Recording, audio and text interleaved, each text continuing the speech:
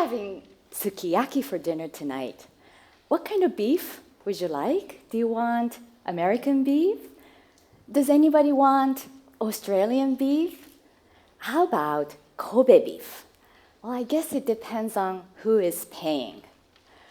How about buying a new car?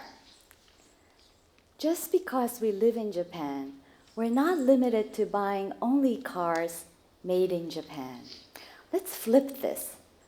If I'm a car manufacturer, my model needs to compete with automobiles from Germany, Italy, France, Japan, Korea, the United States, and more. By the end of the 20th century, nearly all sectors of modern society had undergone globalization. Globalization introduced international competition, but more importantly, international collaboration, established global standards, and promoted growth and innovation.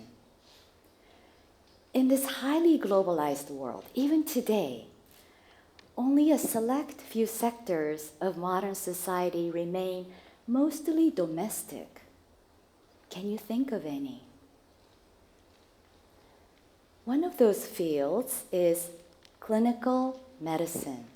For the most part, patients are not given international choices when selecting doctors. Physicians in any given country do not need to compete for patients with physicians abroad. You may wonder why we need to even question such a well-established domestic scheme of clinical medicine. However, I believe clinical medicine is no different from our sukiyaki dinner or other sectors of our society. Globalization will improve the overall product and service quality. In this case, by quality, I mean patient care. I came to this realization when I became an international medical student in the United States. I'm basically made in Japan, but a unique sequence of events led to this extremely fortunate opportunity. It is rare for American medical schools to accept international students who didn't attend U.S. high school or college.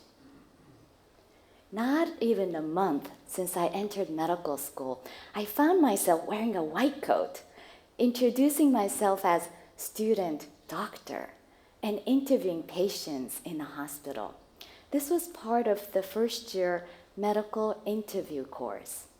At the beginning of the course, we were taught that about 80% of all medical diagnoses can be made just by obtaining a comprehensive history from our patients. This surprised me. Based on my previous experiences in Japan, I thought medical diagnoses are made through blood tests, x-rays, CT scans, and MRIs. I quickly learned that that was not necessarily the case in the United States. This course met once a week in the hospital. We first-year medical students learned how to conduct a comprehensive medical interview, including this small section of an interview called the Review of Systems. Review of Systems is where physicians systematically ask a set of predetermined questions about different organ systems, regardless of what the patient's chief complaint is. Chief complaint is the main reason why a patient is seeing a doctor for. Let me give you an example. One day, I was seeing this elderly gentleman who was complaining of a heart palpitation, a cardiovascular symptom. So my interview started by asking more about his heart palpitation and about the cardiovascular system. Then I moved to ask more questions about other organ systems, such as, have you noticed any blood in your stool, which is a gastrointestinal symptom? Unexpectedly, he answered yes. So I continued to ask more questions about his gastrointestinal system. And then I moved to ask questions about other organ systems. After I finished my medical interview and physical examination, as usual, I came up with my differential diagnosis, which is essentially a list of possible diagnoses we physicians make after evaluating each individual patient. And at the top of my list for this patient was colon cancer. Now you might wonder how I came up with colon cancer when he was seeing me for a heart palpitation. Well, colon cancer can cause slow and subtle bleeding from the colon, manifesting as blood in the stool. Ongoing bleeding can cause a condition called anemia, and anemia can cause heart palpitation. Indeed, this patient had an undiagnosed colon cancer when I first met him. If I didn't use the review of systems, I probably would have missed the fact that he was occasionally having blood in his stool, which didn't bother him. So he didn't volunteer to tell me about it until I specifically asked him about it. If I didn't use the review of systems, I probably would have ordered a heart scan and not the abdominal scan. It is easy to ask questions about the obvious. It takes more effort and practice to be able to ask questions about something that is not so obvious.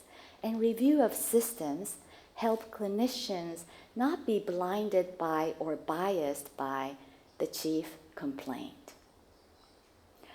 I was fascinated when I first learned about this review of systems as a first-year medical student, since I never had been asked such a broad range of comprehensive questions by Japanese physicians. As my time in medical school progressed, I was becoming more aware of just how differently medicine was taught and practiced between the United States and Japan, two such medically advanced countries. It is not that one way of practicing medicine is better than the other. Rather, by introducing international perspectives in clinical medicine and by evaluating how each individual country practices medicine, I thought we could further improve our patient care, since we can learn so much from each other. To me, this was no different from how globalization has been steadily improving other sectors of our society for decades. Aware of this, I graduated from medical school, completed my postgraduate training, and became a faculty member, all in the United States. While I practiced and taught medicine, I established a US-Japan clinical exchange program. There, I invited over 100 Japanese medical students, residents, fellows, attending physicians to US hospitals. I also sent more than 30 American clinical educators to different Japanese medical schools and to teaching hospitals. Through these exchanges, I deepened my appreciation that neither Japanese nor American medical educators and clinicians are fully aware of what their peers across the Pacific do. This further convinced me of the great untapped potential for improving patient care by building bridges across country borders in clinical medicine. This is all very good. However, globalizing clinical medicine is easier said than done. To start, patients are too sick to travel abroad. Even if they're well enough to travel, it is very difficult for patients to see physicians abroad due to financial, medical insurance, and language barriers. No matter how great an international physician may be, a lot of patients will not feel comfortable being examined by or cared for by a physician who doesn't speak their language and who's not familiar with their culture and custom. There are barriers from the physician side too. there's no global or universal medical license. Unlike in medical research, clinicians usually do not have any reasons or resources to connect with clinicians abroad. To overcome these difficulties and barriers, one solution is to bring international perspectives into medical education. By affecting the training process of future physicians, the new doctors can bring a global lens to patients' bedside and back home to their local community. After all, local medical culture is passed down through generations of local physicians. 2 years ago, I made a decision, after living in the United States for over 25 years, to return to Japan and to take the position as Dean of Medical Education at a brand new medical school which opened in April 2017 near Narita International Airport. The goal of this new medical school is to bring international perspectives into Japanese medical education. At this school, medicine is taught in English, which has never happened in Japan before. 1 in 7 students are international students from countries such as Mongolia, Myanmar, Indonesia, Vietnam, Cambodia, Laos, and more. At this new school, I now direct and teach the first-year medical interview course together with my colleagues from Japan and England. Some non-Japanese clinical custom we introduced to this class have already stirred up some surprises. Like American medical students, our students learn to ask all patients about illegal drug use and whether the patient is sexually active. If so, whether the patient's partners are men, women, or both. Medically, these are important questions, even if the chief complaint seems to be completely unrelated to illegal drug use or sexually transmitted infections. These deliberate questions allow us clinicians to obtain comprehensive medical information from our patients. Of course, our students learned and practiced the review of systems. When the first-year medical students conducted a comprehensive medical interview to our standardized patients, who are community volunteers trained to act as patients, they were stunned. A lot of these Japanese volunteers had never been asked these questions by Japanese physicians. Equally, Japanese practicing clinicians who came to observe and evaluate our students' medical interview performance were astonished. To some of them, what they witnessed was literally foreign to them. Me? I secretly smiled, knowing that these awkward cultural educational experiences are exactly what I envisioned. These small eye-openers to the differences will shed a new light to how we practice medicine, and I believe will globalize clinical medicine.